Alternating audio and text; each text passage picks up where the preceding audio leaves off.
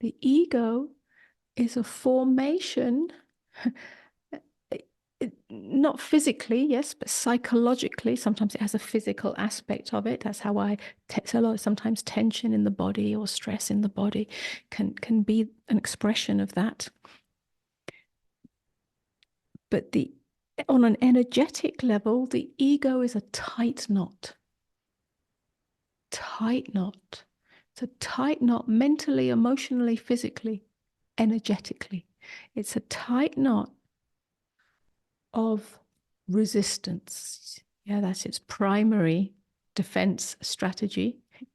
Resistance to what is, avoidance of what is, rejection of what is.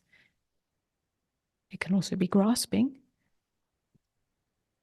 Yeah. Either way, it's a tightening. And then that tightening has ramifications because then thought activity increases. Physical tension increases, emotional disturbance increases, and you have lost your true self, which is simply the eye of awareness. We can call that equanimity, we can call that presence. It's nothing to do with the personality structure. It's everything to do with the energetic relationship or interaction with your direct experience.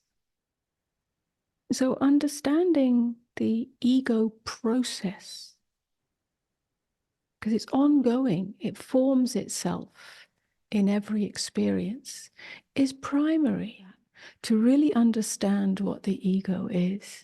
Not as a thing that you have to get rid of, not as some aspect of your personality that you have to fix or change, and not as something that you have to kill or transcend in order to become more enlightened or spiritual.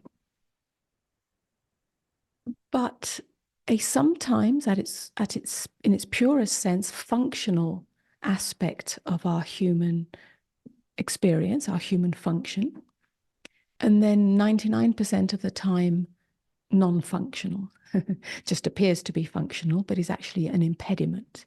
When we see it forming itself over and over again in every experience, then it starts to come undone.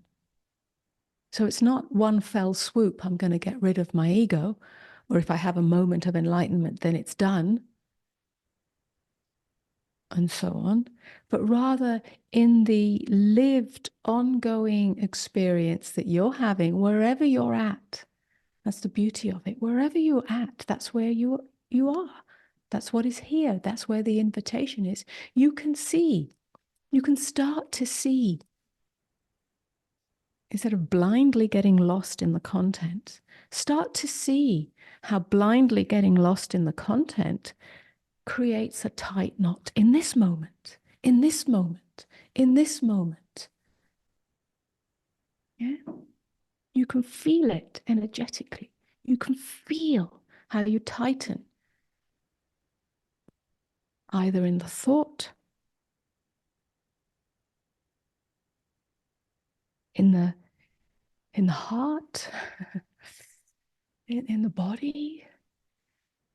This, yeah? And that's your invitation right there.